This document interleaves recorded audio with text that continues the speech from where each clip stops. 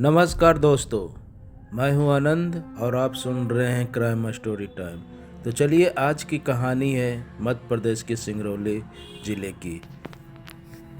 रासवंती नाम की एक महिला रहती है जो पहले से ही शादीशुदा रहती है और एक बच्चे की माँ भी थी, मगर लंबे समय से अपने पति एवं बच्चों को छोड़कर धवई गांव में अपने भाई के साथ रहती थी। जिसके बाद पारिवारिक झगड़ों के चलते वह गांव से बाहर चितरंगी और करथुआ रोड पर एक झोपड़ी बनाकर अकेले रहने लगी थी। तो चलिए, इस कहानी को विस्तार से जानते हैं आगे क्या हुआ।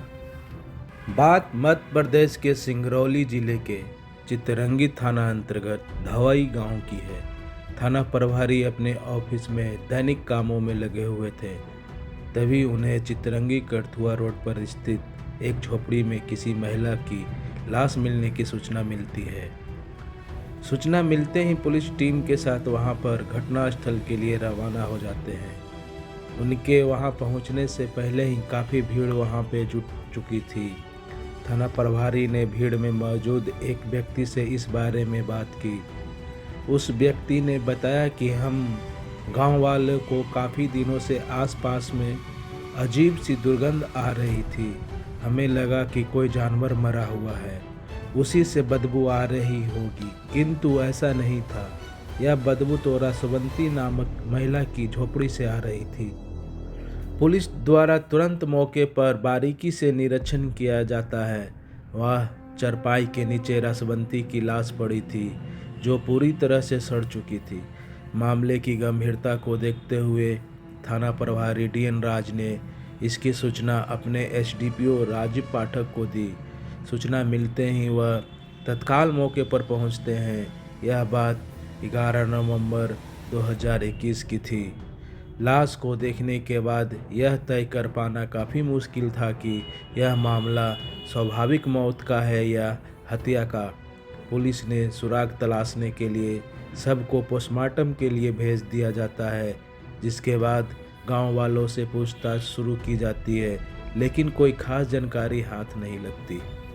पोस्टमार्टम रिपोर्ट के आने पर पता चलता है कि रासवंती की मृत्यु गला घोटने से हुई थी, जिसके बाद एसडीपीओ राजीव पाठक के निर्देश पर चितरंगी थाना में अज्ञात के खिलाफ हत्या का मामला दर्ज कर दिया जाता है और जांच प्रारंभ कर दी जाती है।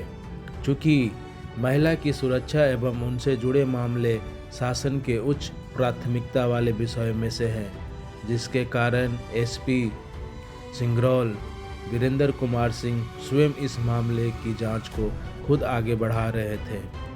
एसडीपीओ राजीव पाठक ने सबसे पहले गांव वालों से पूछताछ की, जिसमें पता चला कि रासवंती शादीशुदा और एक बच्चे की मां थी, मगर लंबे समय से अपने पति एवं बच्चे को छोड़कर धवई गांव में अपने भाई के साथ रहती थी।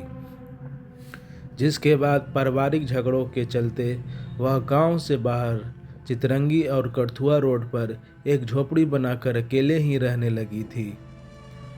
चूँकि रासवंती अकेले रहती थी और काफ़ी समय से गांव में ही रहती थी, इस कारण उसके बारे में जो भी जानकारी मिल सकती थी वह गांव वाले से ही मिल सकती थी, लेकिन गांव वाले का सहयोग पुलिस को नहीं मिला। तब थाना प्रभारी ने अपने मुखबिरों को सक्रिय किया और अपने मुखबिरों द्वारा जानकारी हासिल करने का प्रयास शुरू कर दिया था। इस कोशिश में कई महत्वपूर्ण जानकारी पुलिस के हाथ लगी थी। पता चला कि रासवंती कोई काम नहीं करती थी, वह केवल एक छोटी सी किराने की दुकान लगाकर अपना गुजारा करती थी, जो कि काफ़ी नहीं था। पुलिस को पता चला कि वह इस दुकान की आड़ में अपना जिस्म बेचकर गुजारा चलाया करती थी। इसकी जानकारी मिलने पर थाना प्रभारी को यह मामला अवैध संबंधों को लगा। एसडीपीओ के निर्देश पर ऐसे लोगों की जानकारी जुटाने का काम शुरू किया गया जो अक्सर रासवंती के संपर्क में रहते थे या उससे मिलने झोपड़ी में आया करते थे। जांच के दौरान पुलिस को इस बात की जानकारी मिली कि रासवंती की झोपड़ी में बिजली नहीं थी। उसे अपने काम के लिए प्राकृतिक रोशनी पर ही निर्भर रहना पड़ता था, जिस वजह से वह अपने पास टॉर्च या मोबाइल तो रखती ही होगी, लेकिन पुलिस को ये दोनों की सामान मौके से नहीं मिले। इससे शक हुआ कि शायद मोबाइल और टॉर्च दोनों ही हथियारे अपने साथ ले गए होंगे।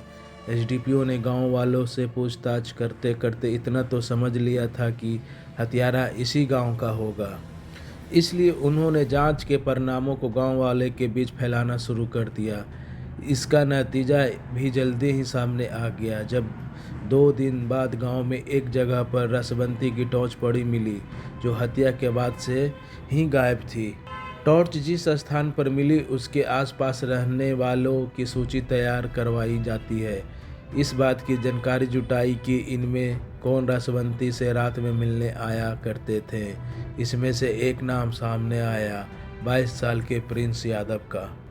पुलिस को जानकारी मिली कि भले ही प्रिंस रासवंती से आधे से कम उम्र का था, लेकिन रासवंती के पास उसका आना जाना काफ़ी था। यहाँ तक कि शादी होने के बाद भी प्रिंस ने रासवंती के यहाँ आना जाना नहीं छोड़ता है। इस जानकारी के बाद पुलिस ने प्रिंस के मोबाइल फ़ोन की कॉल डिटेल्स निकलवाती है, जिसमें पता चला कि प्रिंस और रासवंती के बीच अक्सर फ़ोन पर काफ़ी देर बातचीत होते रहती थी। इतना ही नहीं, लाश मिलने के 15 दिन बाद जिस रोज़ रासवंती का फ़ोन बंद हुआ था, तब उसके फ़ोन पर आखिरी बार बात प्रिंस ने ही की थी। इसलिए पुलिस ने प्रिंस यादव को हिरासत में लेकर पूछताछ की, जिसमें पहले तो वह पुलिस को गुमराह करने का प्रयास करने लगा, लेकिन वह ज़्यादा देर टिक नहीं पाया और उसने अपने दोस्त गांव के ही युवक अजित यादव के साथ मिलकर रसवंती की हत्या करने की बात स्वीकार कर लेता है। इसके बाद पुलिस ने गांव से अजित यादव को भी गिरफ्तार कर लिया, जिसके बाद हत्या के पीछे की कहानी इस प्रकार सामने आती है। पति को छोड़कर मायके लौटी रसवंती कुछ साल तक तो भाई के घर में आराम से रही, लेकिन समय के साथ उसे अपने ज़िंदगी में एक पुरुष की भी कमी खलने लगी थी। युवक से दोस्ती हुई तो वह ज़रूरत पड़ने पर उसे खर्च करने के लिए पैसे भी देने लगा। यहीं से रसवंती को अपनी देह की कीमत का पता चलता है। उसे लगा कि यदि वह 2-4 युवक को अपने पास आने का मौका दे तो उसकी शारीरिक ज़रूरत तो पूरी होगी ही, साथ ही कुछ आमदनी भी हो जाया करेगी। यही सोचकर उसने गांव के कई युवकों से संबंध बना लिए थे। रासवंती के हरकत की यह जानकारी जब उसके भाई को हुई तो उसने उसे टोका तो 10 साल पहले रासवंती ने भाई का घर छोड़ दिया और खुद एक झोपड़ी बनाकर रहने लगी। चूँकि यह झोपड़ी रासवंती की अपनी थी तो वहाँ जिसे चाहे वह मिलने के लिए बुला सकती थी। इसके अलावा उसने दिखावे के लिए एक छोटी सी किराना दुकान भी लगा लेती है। वक्त के साथ रसवंती की उम्र बढ़ने लगती है, इसलिए गांव के युवक ने उसमें दिलचस्पी लेनी कम कर दी।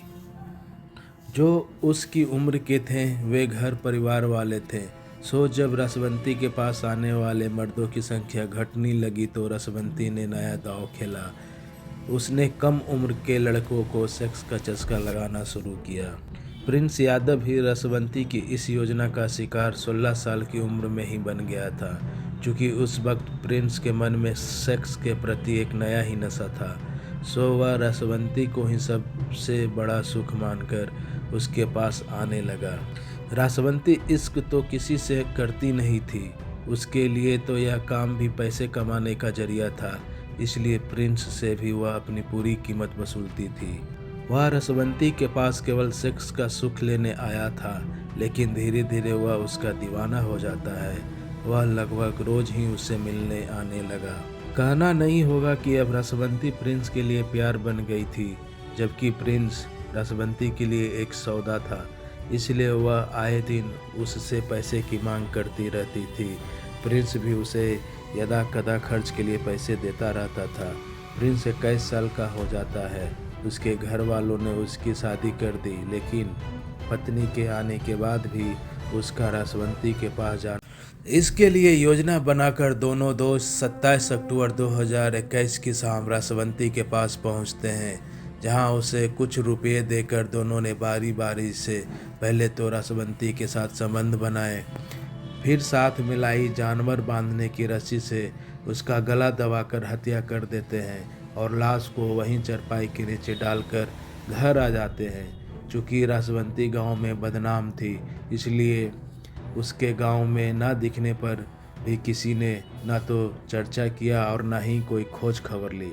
रासवंती की हत्या का पता उस समय चलता है जब उसकी लाश सड़ने के कारण फैल रही बदबू से लोग परेशान हो गए। उन्होंने पुलिस को खबर दी। पुलिस ने आरोपी प्रिंस यादव और अजीत यादव से पूछताछ कर उन्हें कोर्ट में पेश कर जेल भेज दिया है। तो आइए दोस्तों, मिलते हैं कल नेक्स्ट कहानी के साथ। नमस्कार। थोड़ा चैनल को सब्सक्राइब भी कर दिया कीजिए।